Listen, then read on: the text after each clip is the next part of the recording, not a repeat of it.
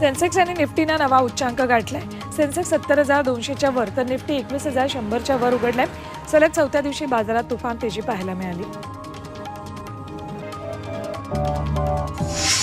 Sensex पाठोपाठ सोनं आणि चांदीच्या दरातही तेजी पाहायला मिळते। वायदा बाजारात सोनं 1200 रुपये प्रति 10 ग्रॅमनं वाढले तर चांदी तब्बल 2300 रुपये प्रति किलो दरानं वधारली आहे। डॉलरच्या तुलनेत रुपयाही मजबूत स्थितीत पाहायला मिळतोय।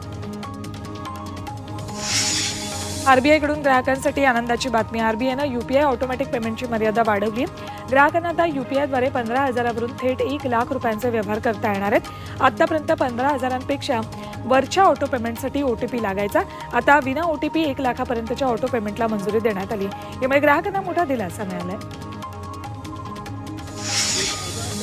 देशी टार्झन म्हणून ओळख असलेल्या हरियाणातल्या संजय सिंग पहिल्यांदाच कोल्हापुरात आलाय। त्यांना वारणानगर में अमृत नोनी आर्थो प्लस, ये एक प्रूवन फॉर्मूला है। इसमें मौजूद नोनी फल के गुण और आयुर्वेदिक जड़ी बूटियां शरीर को जरूरी पोषक तत्व देने के साथ साथ हड्डियों और जोड़ों के घिसने, उनमें होने वाले सूजन और दर्द को रोकने में मदद करता है। दर्द मुक्त जीवन के लिए अमृत नोनी ऑर्थो प्लस। आंतरराष्ट्रीय कुस्ती स्पर्धेत प्रमुख उपस्थिती लाभली। संजय सिंगला पाहण्यासाठी कोल्हापूरकरांनी मोठी गर्दी केली होती। टीम इंडियाचा स्टार बॉलर मोहम्मद शमीला अर्जुन पुरस्कार मिळू शकतो। वर्ल्ड कपमध्ये दमदार कामगिरी केल्यानंतर बीसीसीआयने शमीच्या नावाची शिफारस केली। शमीने या स्पर्धेत 7 सामन्यांमध्ये सर्वाधिक 24 विकेट्स घेतल्या। सात्विक साईराज रंकीरेड्डी आणि चिराग शेट्टी या पुरुष दुहेरी बॅडमिंटन जोडीची मेजर ध्यानचंद खेलरत्न पुरस्कारासाठी निवड करण्यात आली। अलिबागच्या नेहुली इथल्या जिल्हा क्रीडा संकुलाची दुरवस्था झाली। मैदानाभोवती गवत वाढले, स्वच्छतागृह वापरण्यायोग्य राहिलेले नाही, त्यात दुर्गंधी पसरली।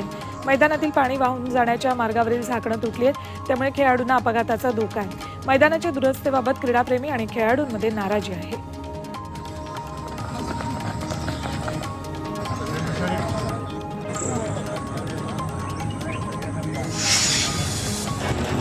साताऱ्यातल्या म्हसवडमधील सिद्धनाथाची यात्रा उत्साहात पार पडली। सिद्धनाथ आणि देवी जोगेश्वरीची म्हसवडमधून रथयात्रा काढण्यात आली।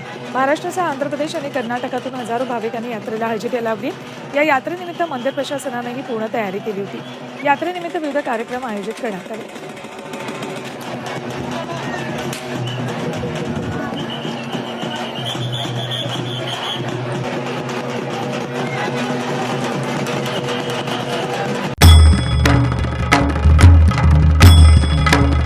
भंडाऱ्याची उधळण म्हणजे